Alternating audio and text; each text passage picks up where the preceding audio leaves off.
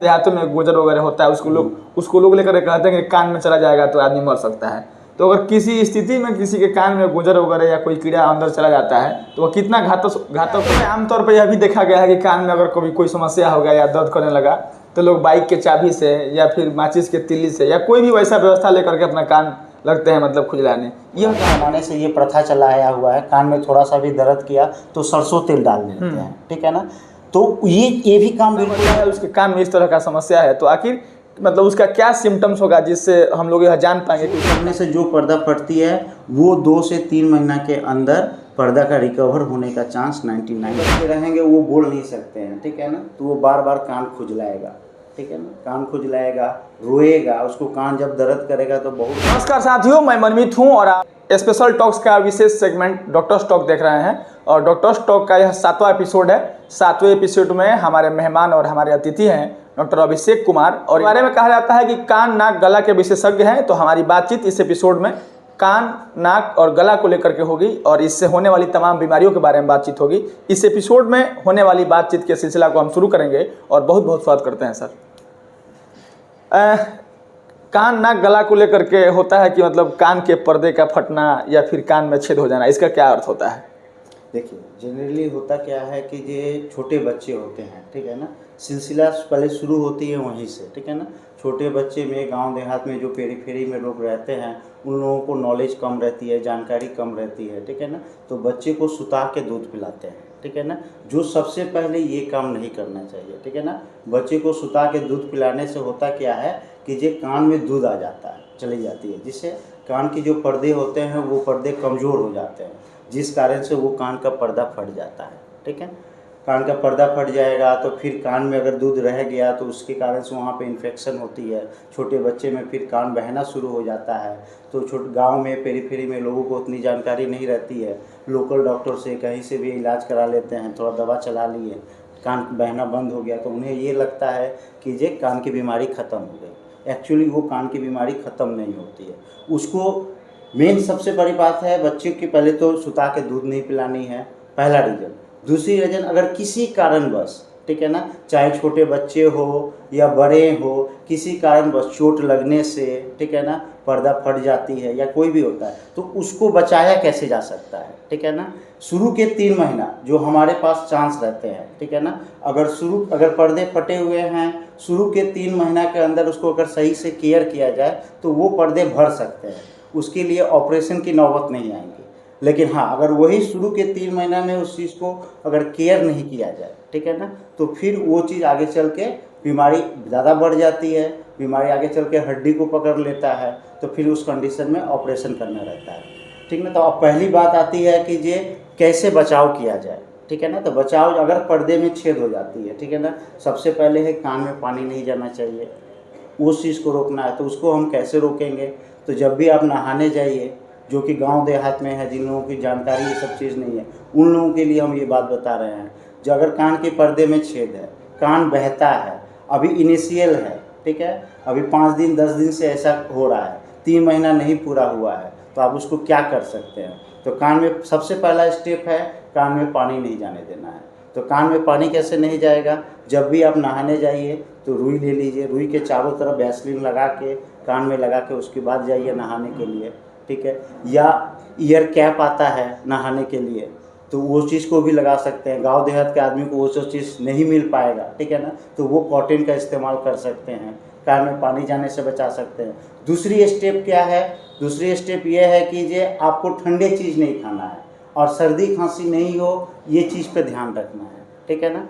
अगर ठंडे चीज़ खाते हैं, खट्टे चीज़ खाते हैं तो बार बार आपको सर्दी होगा, खांसी होगा। तो सर्दी खांसी होगा तो फिर नोज के थ्रू स्टेचियन ट्यूब के होते हुए मिडिल ईयर में इन्फेक्शन जाएगा, ठीक है ना। तो मिडिल ईयर में इन्फेक्शन आएगा तो फिर से कान बहना शुरू होगा। तो एक है बाहर से इन्फेक्शन नहीं जाए, तो बाहर से इन्फेक्शन नहीं जाएगा, उसको हम कैसे रोक सकते हैं? कॉटन लगा के नहाएंगे, कान में पानी नहीं जाएगा, जिस कारण से इन्फेक्शन नहीं होगा, पहला स्टेप। दूसरी स्टेप क्या है कि जो अंदर में इन्फेक्शन ना हो। तो अंदर में इन्फेक्शन कैसे नहीं होगा?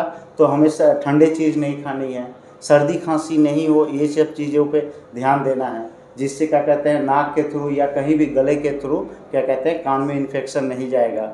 तो अगर 3 महीना तक अगर पर्दा फटा हुआ है, ठीक है ना, शुरू के स्टेप में अगर ये 2-3 चीज़ है, अगर इसको केयर किया जाए तो वो पर्दा 3 महीना के अंदर भर सकता है। अच्छा, कोई छोटा बच्चा है, अगर कोई बड़ा आदमी है तो बता सकता है कि मेरे कानों में ये समस्या है, लेकिन छोटा बच्चा है उसके कान में इस तरह का समस्या है, तो आखिर मतलब उसका क्या सिम्टम्स होगा जिससे हम लोग यह जान पाएंगे कि उसके कान में समस्या है? छोटे बच्चे रहेंगे वो बोल नहीं सकते हैं, ठीक है ना, तो वो बार बार कान खुजलाएगा, ठीक है ना, कान खुजलाएगा, रोएगा, उसको कान जब दर्द करेगा तो बहुत रोएगा, ठीक है ना। तो मदर ये चीज़ को केयर करती है, मदर इस चीज़ को नोटिस करती है कि जो मेरा जो बच्चा है वो बार बार कान खुजला रहा है, ठीक है ना, या बार बार रो रहा है, ठीक है ना, पेट में भी कोई दिक्कत नहीं है और कोई परेशानी नहीं है, लेकिन बच्चा बार बार रो रहा है। जब बच्चा बार बार रोता है और शरीर में कोई तरह की कोई दिक्कत नहीं है तो कान की बात जाती है। जब बच्चे को कान दर्द करता है तो कितनों कुछ कर लीजिए वो रोते रहेगा, ठीक है, या कान खुजलाएगा बार बार।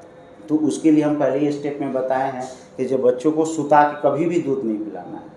जब भी हो बच्चे को दूध पिलाना है, रात जनरली होता क्या है कि जे गांव देहात में या और भी नॉर्मल भी लेडीज़ लोग करती क्या है, रात को टाइम में सोने के टाइम में उन्हें दिक्कत होती है, बार बार उठ के बच्चों को दूध पिलाने में उन लोगों को परेशानी होती है, तो वो लोग क्या करते हैं कि सुता के ही दूध पिलाते हैं। तो ये चीज़ कदापि ना करें, ठीक है ना। छोटे बच्चे में छोटा बच्चा कभी बोल नहीं पाएगा लेकिन वो कान बार बार खुजलाएगा, ठीक है, या उसकी मदर भी बोलेगी मेरा बच्चा काफ़ी रोता है, ठीक है ना। उस कंडीशन में बच्चे मेरे पास आते हैं तो फिर हम देखते हैं कि जहाँ उस बच्चे में कान में इन्फेक्शन हुआ है। अच्छा, कोई अगर बड़ा आदमी मतलब उसको बचपन से कान की समस्या नहीं है, लेकिन किसी दिन उसको कान में चोट लग गया और भारी चोट लग गया और उसके कान में अगर इस तरह का समस्या हो जाए, तो मतलब अगर कान का पर्दा फट जाए तो मतलब उसके कान से सुनने में दिक्कत हो सकती है क्या? एकदम हो सकती है। अगर मान लीजिए कि जैसे कि आप अभी बताएं कि जो चोट लगने से पर्दा फट जाता है, ठीक है ना, कभी कोई मार दिया या कहीं गिर गए या एक्सीडेंट हुआ, इस कंडीशन में अगर पर्दा फट जाती है तो ऐसे कंडीशन में 99% चांस रहता है कि जो वो पर्दा रिकवर कर जाता है, ठीक है ना। क्योंकि चोट लगने से जो पर्दा फटती है वो 2 से 3 महीना के अंदर पर्दा का रिकवर होने का चांस 99% रहता है। बस हम जो बात बताए हैं वो बात को अगर वो केयर करेगा तो 99% चांस है कि पर्दा भी भर जाएगा, सुनाई देने में भी कोई दिक्कत नहीं। सुनाई देने में दिक्कत तब आएगी जो बहुत ज़्यादा चोट लग गया या मिडिल ईयर के अंदर जाके दिक्कत हो गया, नस दब गया, तब फिर इस चीज़ पर परेशानी आएगी। अच्छा, बाकी अगर इस तरह के मरीज आपके पास आते हैं तो उन लोगों के इलाज की प्रक्रिया क्या होता है? अगर चोट लगने से किसी का पर्दा फटता है तो हम उसको एक ही स्टेप में बताते हैं। कान का केयर करना है, कान में पानी नहीं जाने देना है, ठंडा खट्टा चीज़ नहीं खाना है, सर्दी खांसी नहीं हो उस पर ध्यान रखना है और 2 से 3 महीना तक कान का केयर करना है। 90 to 99% चांस है कान रिकवर कर जाएगा, पर्दा रिकवर कर जाएगा। अगर नहीं रिकवर करता है तो फिर हम लोग 3 महीना के बाद नेक्स्ट स्टेप में चलते हैं। अच्छा, कोई बच्चा मतलब उसको यह समस्या है और उस बच्चे का उचित समय पे इलाज नहीं करवाया गया है, उस बच्चे का सही समय पर अगर इलाज नहीं कराया गया तो उसका अनुचित समय कब हो जाएगा और फिर उसके कान में और कितनी बड़ी समस्या हो सकती है?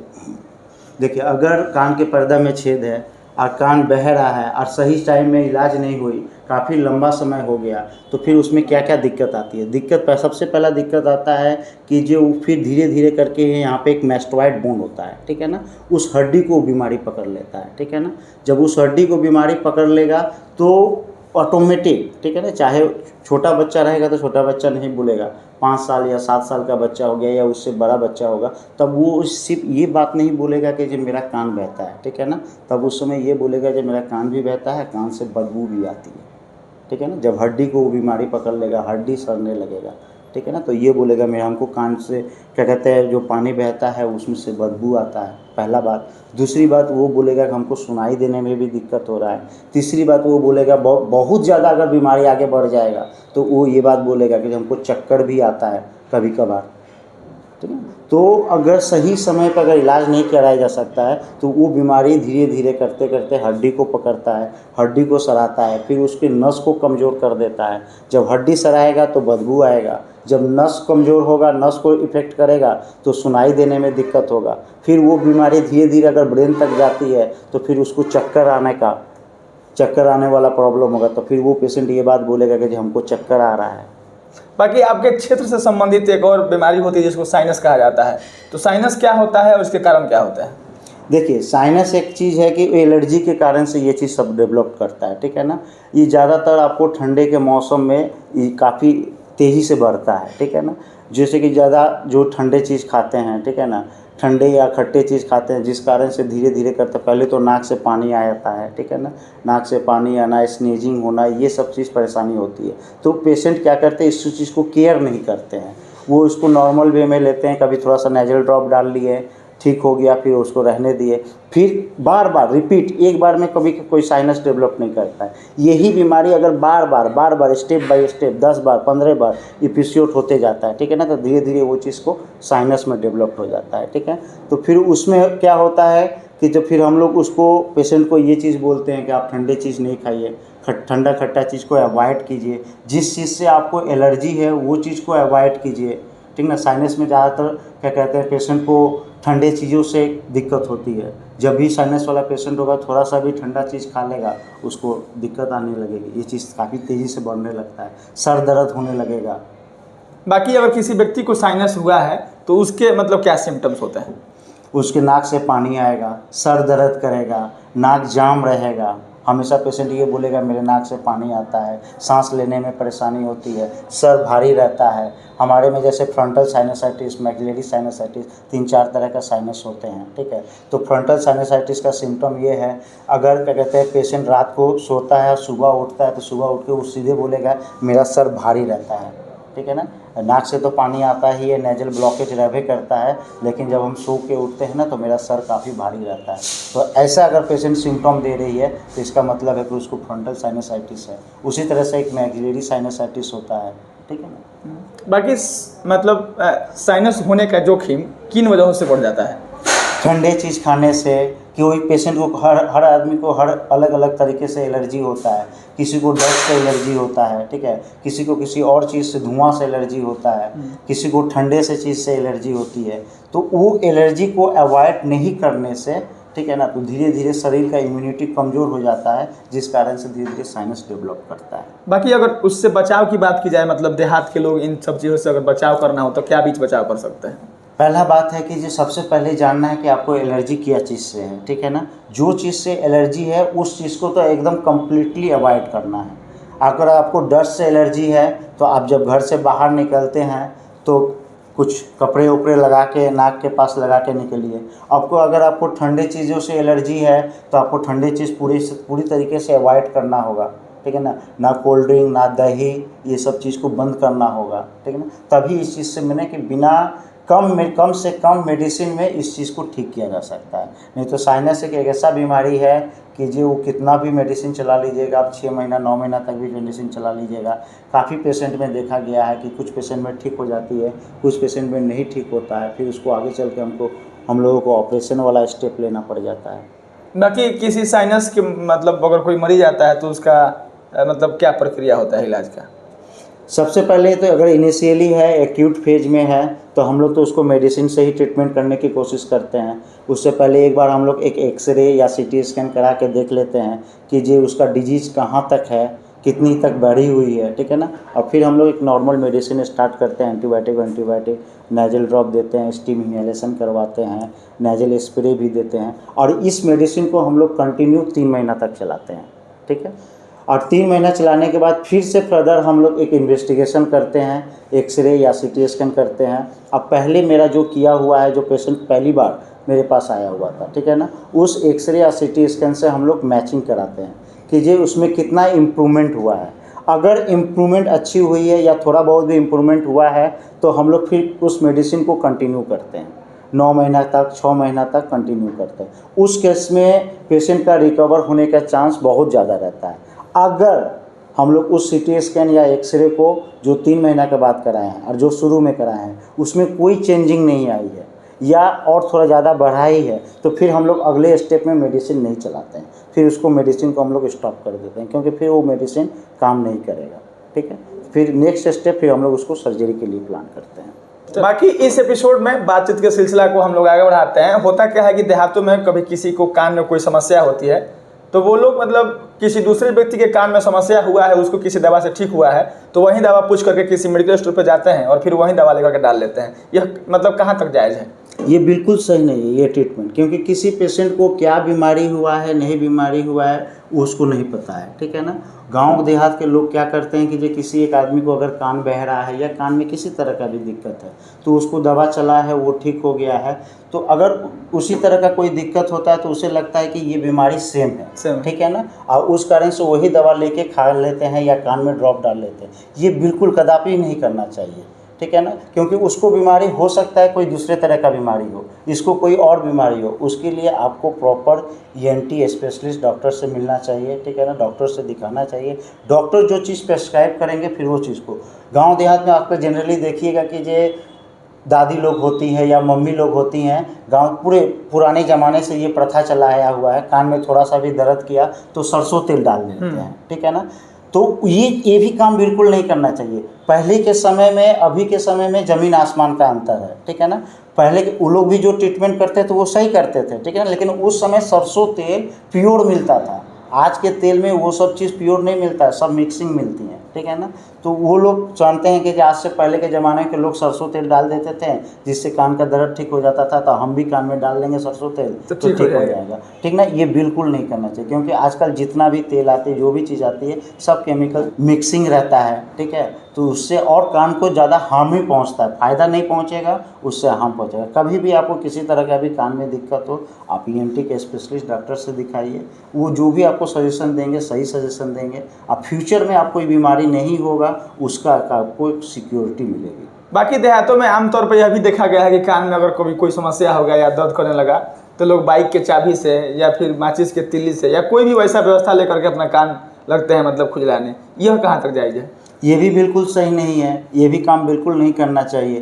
कान में अगर खुजलाता है तो 2-3 कारण से कान खुजला सकता है। एक तो कान से पानी आ रही हो तब खुजलाएगा, या कान में गंदगी होगी तब खुजलाएगा, या हमारे बालों में डैंड्रफ होती हैं, ठीक है ना। किसी किसी के बालों में डैंड्रफ होता है तो नहाता है तो वो डैंड्रफ फिर कान में चला जाता है, तो उस कारण से कान खुजलाता है। तो जनरली मैक्सिमम 90% लोग आज के पॉपुलेशन में अगर हम बात करें तो 90% लोग क्या करते हैं कि जो कुछ भी माचिस की काठी हो गई या चाबी रिंग हो गया, कुछ भी हो गया, उससे कान खुजलाता है। उसको ये नहीं पता है कि जो माचिस की काठी हो गई या चाबी है उसमें इन्फेक्शन है, क्योंकि हम लोग 10 तरीके के हाथों से छूते हैं, ठीक है ना। फिर उससे हम खुजलाएंगे, उससे और कान में इन्फेक्शन जाएगा, ठीक है। या खुजलाते समय कहीं कट गया तो वो इन्फेक्शन और ज़्यादा फैल सकता है, ठीक है ना। तो ये काम बिल्कुल नहीं करना चाहिए। आपको कान में खुजली होता है, कान में किसी तरह का दिक्कत है, आप मिलिए डॉक्टर से, फिर वो डॉक्टर अपने देखेंगे क्या है नहीं है, फिर उस हिसाब से आपको इलाज करेंगे। अपने से माचिस के काठी से या चाबी से कभी भी नहीं खुजलाना चाहिए, उससे और इन्फेक्शन ज़्यादा फैलने का चांस रहता है। बाकी देहातों में बहुत से ऐसे किसानों के मतलब फैमिली रहते हैं और वहाँ पे ऐसा स्थिति बनता है कि आसपास साफ सफाई नहीं रहने की वजह से कई ऐसे कीड़े हैं देहातों में, गोजर वगैरह होता है, उसको लोग लेकर कहते हैं कि कान में चला जाएगा तो आदमी मर सकता है। तो अगर किसी स्थिति में किसी के कान में गोजर वगैरह या कोई कीड़ा अंदर चला जाता है तो वह कितना घातक हो सकता है? देखिए, कान में अगर गोजरा या कीड़ा चला जाता है तो सबसे पहली बात है कि गांव के लोगों को, जो लोकल डॉक्टर होते हैं या गांव के ही आदमी लोग, वो लोग क्या करते हैं, उसमें गर्म पानी डाल देते हैं। उनको लगता है कि अगर गर्म पानी डालने से वो कीड़ा मर जाएगा, ठीक है ना। तो बिल्कुल ये काम नहीं करना चाहिए। गर्म पानी अगर आप कान में डालिएगा ना तो वो कीड़ा और ज़्यादा फड़फड़ाएगा, अब फड़फड़ाने से वो हो सकता है पर्दा को चोट पहुंचाएगा, उस कारण से पर्दा परफोरेशन हो सकता है, पर्दा फट सकती है, ठीक है ना। तो ये काम बिल्कुल, अगर कान में कोई कीड़ा भी चला जाता है तो कुछ नहीं, आप सिंपल से आप डॉक्टर ENT के डॉक्टर से मिलिए, ठीक है, वो देखेंगे। हो सकता है आपका 1 मिनट भी समय नहीं लगे, 30 सेकंड के अंदर वो कीड़ा को बाहर निकाल दे, आपका कान भी सुरक्षित रहेगा, आपका पर्दा भी सुरक्षित रहेगा। मतलब तमाम बातचीत में आप सुन रहे होंगे, जैसे डॉक्टर साहब बता रहे हैं कि अगर कोई भी आपको बीमारी होती है तो हर व्यक्ति का बॉडी प्रोफाइल अलग अलग होता है। यह संभव है कि उसके कान का बीमारी किसी ड्रॉप से ठीक हो गया, लेकिन ये जरूरी नहीं है कि वही ड्रॉप आपके कान की बीमारी में लागू हो सके। इसलिए अगर आपको कान से संबंधित, नाक से संबंधित या फिर गला से संबंधित कोई बीमारी होती है तो आप अपने नज़दीकी किसी ENT स्पेशलिस्ट डॉक्टर से मिल करके ही कोई दवा लें, अन्यथा किसी भी मेडिकल स्टोर पर जा करके या फिर किसी दूसरे व्यक्ति की सलाह से कोई दवा ना लें। हम लोग इस एपिसोड के अंतिम दौर में हैं और अंत में हम हर चिकित्सक से यह जानना चाहते हैं कि हम लोग जो यह डॉक्टर स्टॉक चला रहे हैं इसके बारे में आप क्या कहेंगे? ये जो चीज़ आप लोग जो सोशल अवेयरनेस के लिए कर रहे हैं, ये सबसे पहली बात तो बहुत अच्छी काम कर रहे हैं, क्योंकि गांव देहात के आदमी लोगों को ज़्यादा जानकारी नहीं रहती है। ये आप लोगों के माध्यम से जो आप लोग इस चीज़ को एक बनाए हुए हैं कि जो हम लोग हर फील्ड के अलग अलग डॉक्टर से, चाहे ENT हो, सर्जरी हो, गायनी हो, ऑर्थो हो, सभी डॉक्टरों से मिलेंगे, उनके स्पेशलिस्ट बीमारियों के बारे में जानेंगे, उनसे पूछेंगे उनका क्या सावधानी बरतनी है। तो इस तरीके से करने से ये क्या होगा कि ये चीज़ गांव में जाएगा, मैसेज पेरीफेरी में जाएगा, तो लोगों के अंदर ये क्या कहते हैं जागरूकता बढ़ेगी, ठीक है ना, जिससे लोगों को ये चीज़ जानेंगे कि हाँ हमको क्या करना है क्या नहीं करना है। तो ये जो आप लोग जो ये प्रोसेस चलाएं ये बहुत अच्छा है, जो सोशल वर्क कर रहे हैं अच्छी कर रहे हैं। अब मेरा यही आप लोगों से दुआएं हैं कि जो आप और भी अच्छे अच्छे स्पेशलिस्ट डॉक्टर लोगों को चुनिए, बड़े बड़े न्यूरो सर्जन हो गए, न्यूरो फिजिशियन हो गए, उन लोगों से मिलिए, वहाँ से भी कुछ छोटे छोटे जो भी बीमारियाँ होती हैं, ठीक है ना, उसके बारे में जानिए, उसका क्या प्राइमरी इलाज है वो चीज़ को जानिए, और ये चीज़ को गाँव में इसको फैलाइए, जो लोगों के अंदर जागरूकता बढ़े।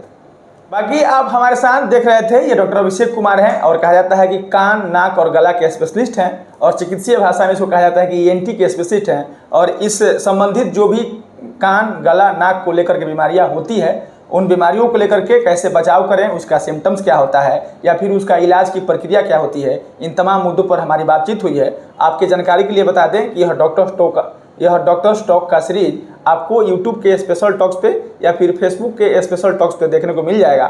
हम इस खबर को और इस एपिसोड को समाप्त करें उससे पहले हमको टेबल पर डॉक्टर साहब के कुछ असला वगैरह, हथियार वगैरह दिख रहे हैं। हम चाहेंगे कि डॉक्टर साहब ये बताएंगे कि आखिर ये क्या है। ये लाइट सोर्स है, ठीक है, इसका यूज हम लोग कान के साफ करने में के लिए करते हैं, ठीक है ना। नॉर्मली कान को देखने के लिए भी करते हैं, कान को हो गया, नोज को हो गया, ओरल कैविटी को देखने के लिए यूज करते हैं। जनरली हम इसको इस सब चीज़ को यूज करने के लिए एंडोस्कोप का इस्तेमाल करते हैं। जो इससे फ़ायदा ये होता है, इससे ये एंडोस्कोप से एक फ़ायदा ये होती है कि जो पेशेंट अपने आँखों के सामने, ठीक है ना, अपनी बीमारी देख पाते हैं।